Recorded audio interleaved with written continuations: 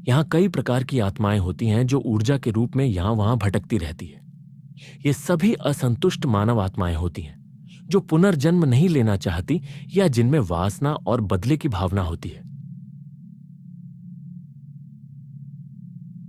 ये आत्माएं ऐसे इंसानों की तलाश करती हैं जो मानसिक रूप से कमजोर हों या जिनकी ऑरा आभा कमजोर हो।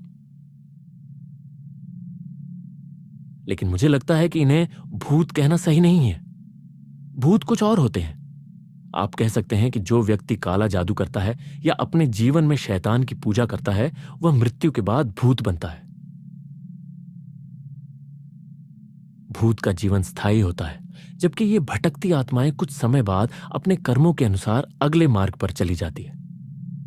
हां, ये आत्माएं बदले या वासना के कारण मानव को सताती है, लेकिन इनके कर्म भी होते हैं जो बाद में अपना प्रभाव दिखाते हैं।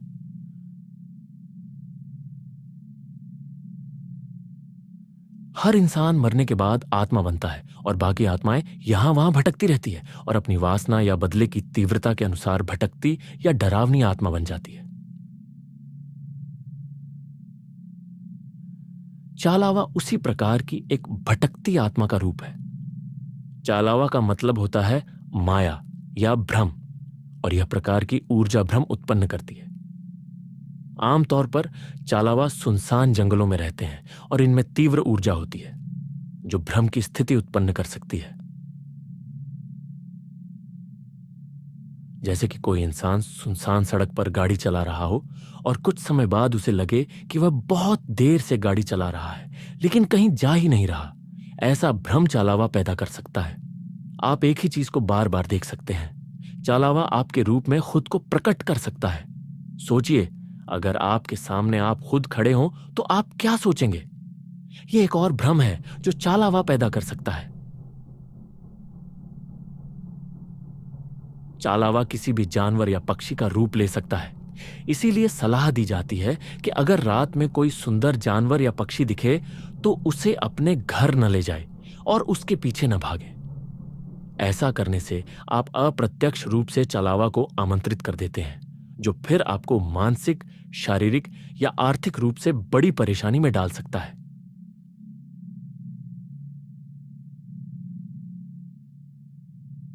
दूसरे शब्दों में, आप नकारात्मक ऊर्जा से ग्रसित हो सकते हैं। चालावा एक पुरुष आत्मा होती है और केवल पुरुष आत्मा ही चालावा बन सकती है, लेकिन भ्रम उत्पन्न करने के लिए या थोड़े समय के लिए सुंदर स्त्री का रूप भी ले सकती है। वहीं अगर कोई स्त्री वासना या बदले की भावना के साथ मरती है तो वह चुड़ैल, हडल, यक्षिणी, मोहिनी, ओडियन आदि भूतिया स्त्री रूप में बदल जाती है। चालावा भ्रम पैदा कर सकता है, लेकिन किसी मानव को तब तक नुकसान नहीं पहुंचा सकता जब तक वह मानव उसे आमंत्रित न करे।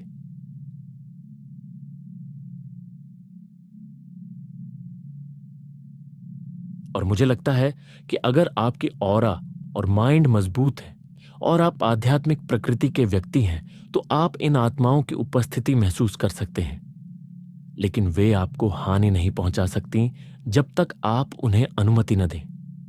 भूत और आत्माएं वैसी नहीं होती जैसी फिल्मों में दिखाई जाती है। वे केवल ऊर्जा के रूप में होती हैं और चालावा भ्रम पैदा कर सकता है, लेकिन लंबे समय तक नहीं। अगर आप उस भ्रम को नजरअंदाज करें और डरे नहीं तो आपकी ऑरा आपकी रक्षा करेगी। ईश्वर ने हमें आभा दी है हमारी सुरक्षा के लिए, लेकिन हम खुद ही अपने नकारात्मक कर्मों से अपनी आभा को कमजोर कर देते हैं।